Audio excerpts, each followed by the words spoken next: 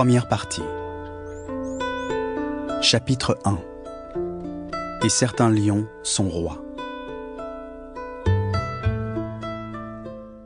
C'est un zèbre sans rayures, debout dans les herbes jaunes, avec 2 enfants couchés dans son ombre. Regarde comme il est grand. Elle s'appelle Alma.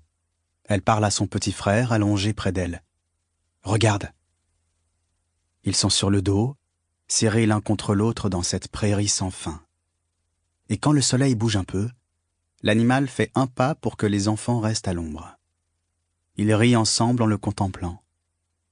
Si Alma savait comme elle repensera plus tard à cette fraîcheur de son petit frère sur son côté, au clapotis de son rire. « Tu vois, je te l'avais dit.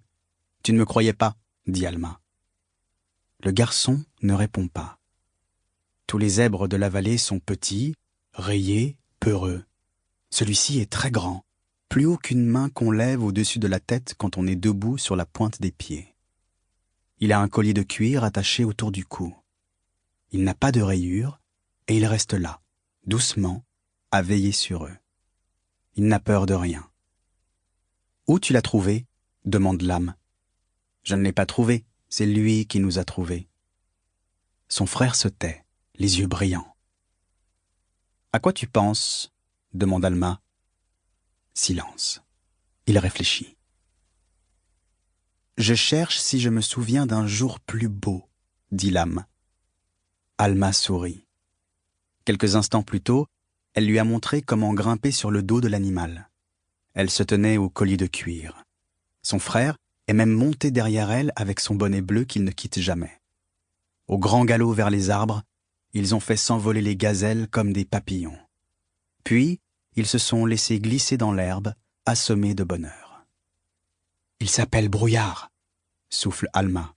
« Comment tu sais ?»« Parce qu'il est tout blanc. »« On peut choisir le nom des choses nouvelles ?»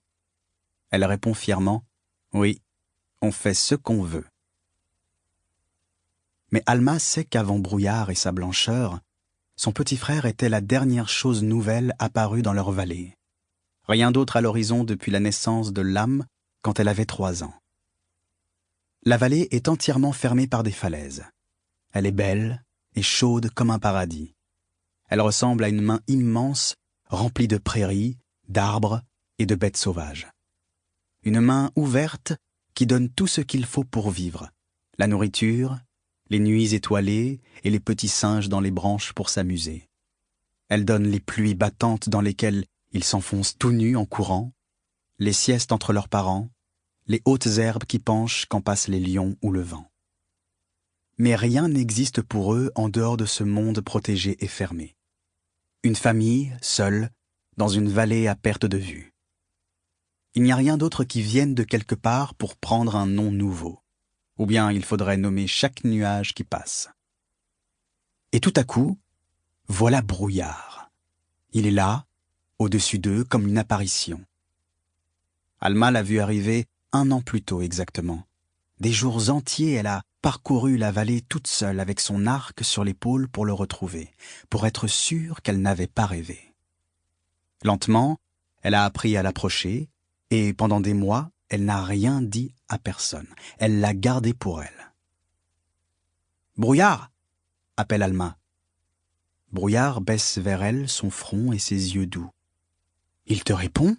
demande l'âme. Ils sont toujours allongés. Alma roule sur le côté en souriant et fait s'élever de l'herbe des nuages d'oiseaux minuscules. Elle tourne le dos à son frère. « D'où il vient ?» demande l'âme. « De là-bas ?» Silence.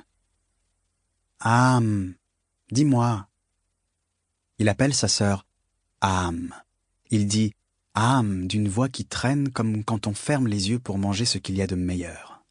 « Est-ce qu'il vient de là-bas ?»« Âme, dis-le-moi. » Pour continuer à écouter ce livre audio gratuitement, cliquez sur le lien dans la description et vous pourrez l'écouter en entier sans frais grâce à l'essai de 30 jours d'Audible.